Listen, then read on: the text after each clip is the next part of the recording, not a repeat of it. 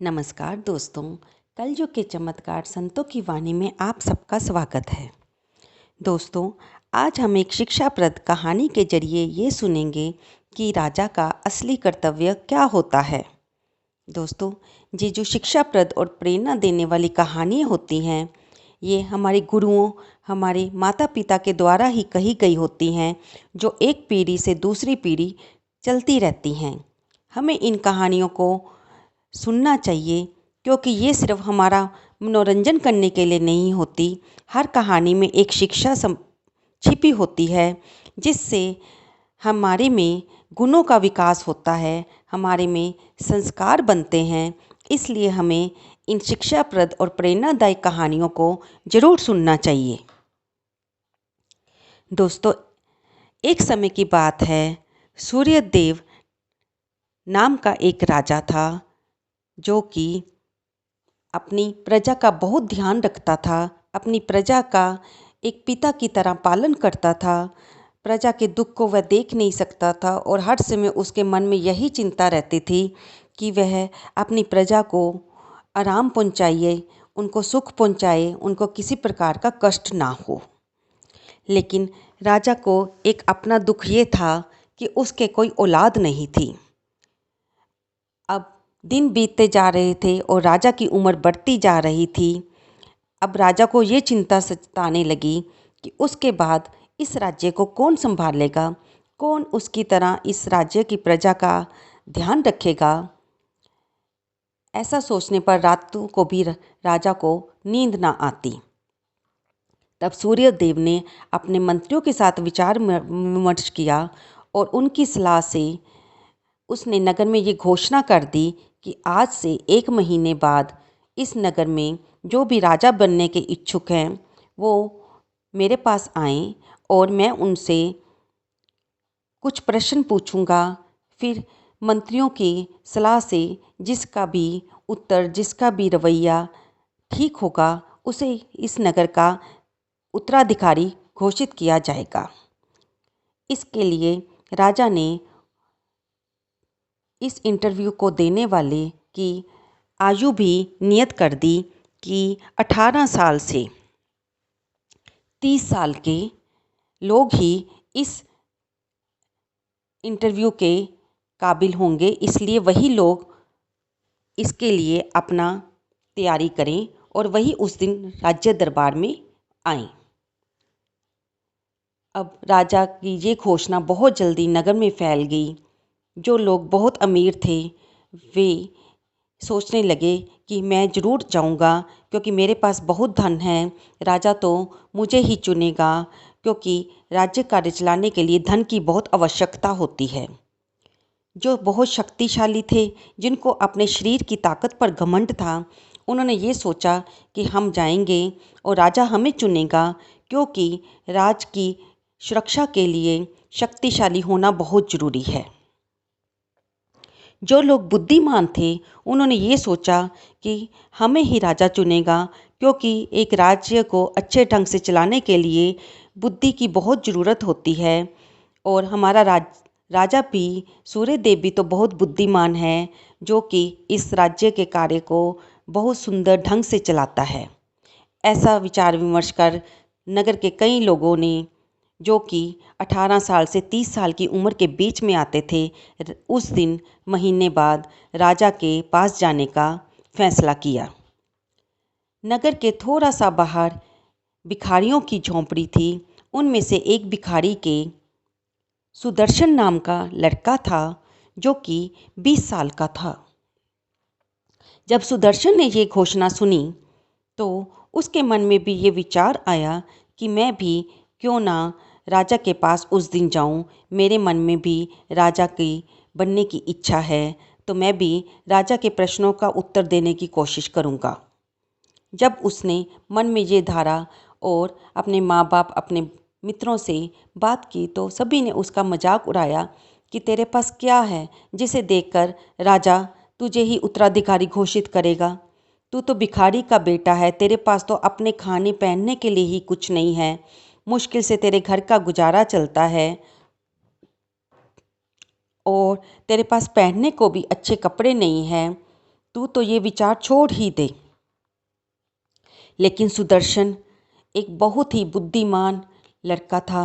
घर के कामों में भी माँ बाप की मदद किया करता था और जितना हो सके थोड़ा बहुत कमाने की कोशिश करता था, लेकिन वो भीख मांगना पसंद नहीं करता था। वो अपने पिता को भी मना करता था, लेकिन उसके पिता उसकी इस बात को मानते नहीं थे। लेकिन फिर भी सुदर्शन ने इस बात को, अपने मन के विचार को मजबूत किया कि मैं ज़रूर जाऊंगा। अब उसने अपनी तरफ देखा कि उसके पास जाने के लिए वह क्या तैयारी कर सकता है। उसने देखा कि अगर वह राज दरबार जाता है तो उसके पास पहनने को भी कपड़े नहीं हैं, क्योंकि उसके सभी कपड़े फटे पुराने हैं। तब उसने अपने दोस्तों से उधार के लिए पैसे मांगे। दोस्तों ने भी पहले तो मजाक उड़ाया कि तू क्यों उधार मांग रहा है, तू कौन सा राजा बन जाएगा। लेकिन बाद में उन्होंने दोस्ती की खातिर उसे थोड़े से पैसे उधार दे दिए। उसने उन उधार पैसों से सुंदर कपड़े खरीदे और नियत तिथि को, जिस दिन राजा ने दरबार में बुलाया था, चल दिया। अब रास्ते में उसने देखा कोई घोड़े पर सवार होकर राज दरबार जा रहा है, कोई पालकी में जा रहा है, कोई रथ पे जा रहा है।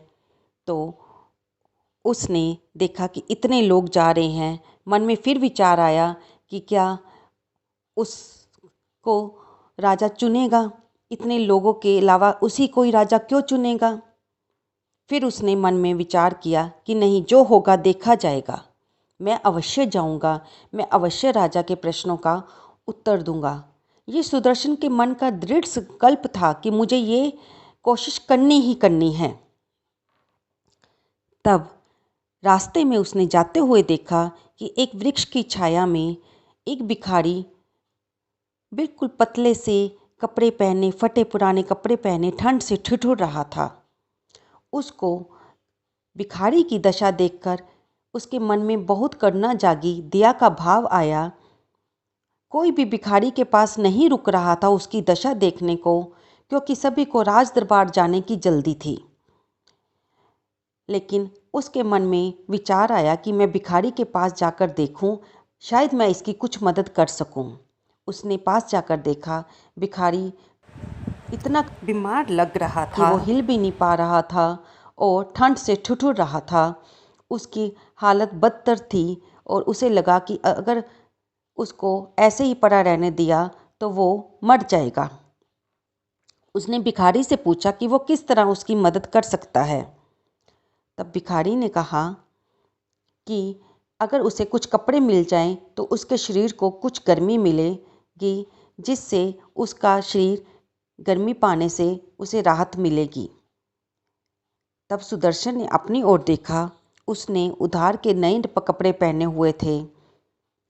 उसके मन में पहले तो विचार आया कि ये कपड़े दे दे। फिर विचार आया कि अगर उसने ये कपड़े दे दिए फिर तो उसके राजा बनने की, अंदर जाने की भी जो संभावना है वो ख़त्म हो जाएगी। लेकिन उसने फिर मन में सोचकर, क्योंकि दोस्तों वो एक गरीब का बेटा था, उसने ज़िंदगी के उतार चढ़ाव देखे हुए थे। उसने भिखारी को थोड़ी देर रुकने के लिए कहा। वह घर वापस गया, अपने फटे पुराने ऊँट कपड़े पहने और नए कपड़े उतारकर वापस आकर भिखारी को दे दिए, ताकि उसके शरीर को कुछ राहत मिले। सुदर्शन ने अपने नए कपड़े भिखारी को दे दिए। भिखारी ने उसे खूब ढेर सारा आशीर्वाद दिया और वो कपड़े पहन लिए। अब थोड़ी देर और सुदर्शन भिखारी के पास रुका, क्योंकि वह अपने साथ कुछ खाने का भी सामान लाया था। उसने भिखारी को दिया। भिखारी ने वो खाना खाया, सुदर्शन को आशीर्वाद दिया। अब सुदर्शन वापस घर आने के लिए मुड़ा, क्योंकि वो जानता था कि इन फटे पुराने कपड़ों में तो उसका राजा बनना बिल्कुल ही असंभव है।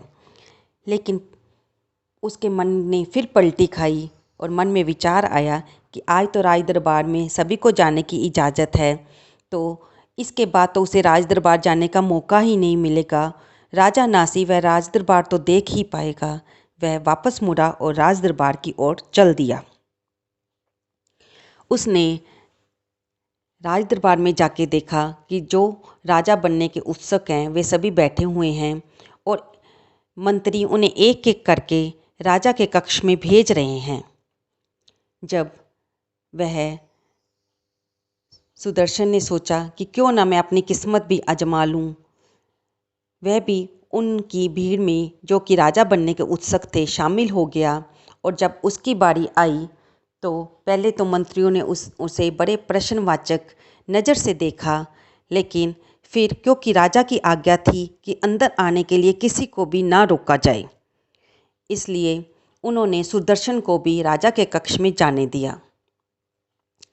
जब सुदर्शन राजा के कक्ष में पहुंचा तो वह हैरान हो गया कि राजा कोई और नहीं, वह वही भिखारी था जिसे उसने कपड़े दिए थे। और राजा ने वो कपड़े उतार कर एक तरफ रखे हुए थे। और उस समय तो राजा अपनी पोशाक में था, लेकिन सुदर्शन ने उसे पहचान लिया।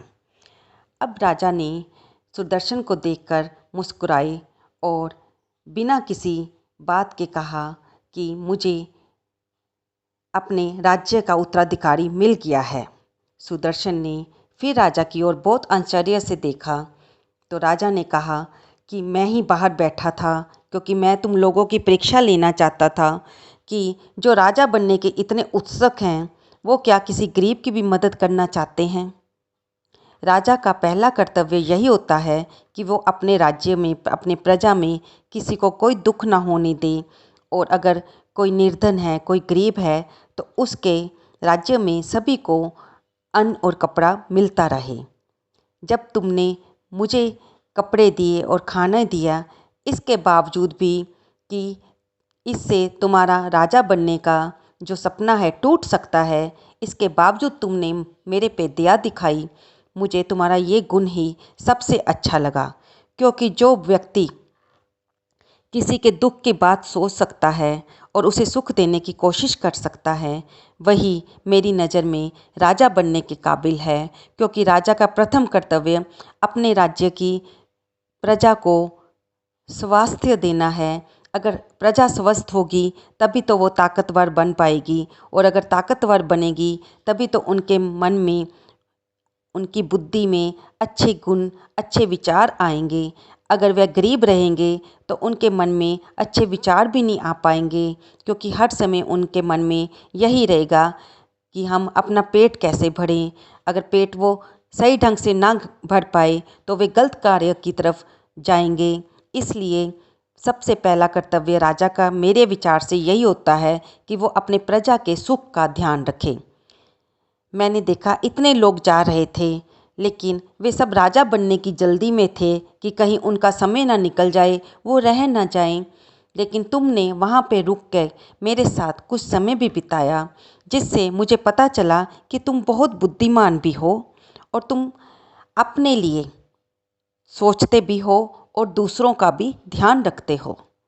इसलिए अब तुम मेरे साथ राज दरबार में चलो। क्योंकि सुदर्शन राजा के बनने के उत्सुक वालों में सबसे आखिर में ही गया था, इसलिए राजा की ली जाने वाली इंटरव्यू भी ख़त्म हो चुकी थी। अब राजा उसका हाथ पकड़कर राज दरबार में उसे ले आए और उसे राज्य का उत्तराधिकारी घोषित कर दिया। बाद में जाकर सुदर्शन इतना बढ़िया राजा बना कि उसके राज्य की प्रजा उसके लिए दुआएं करती। उसके राज्य में कोई भी निर्धन, कोई भी भिखारी ना रहा, सभी मेहनत करने लगे और उसने अपने राज्य की सीमा का और विस्तार किया।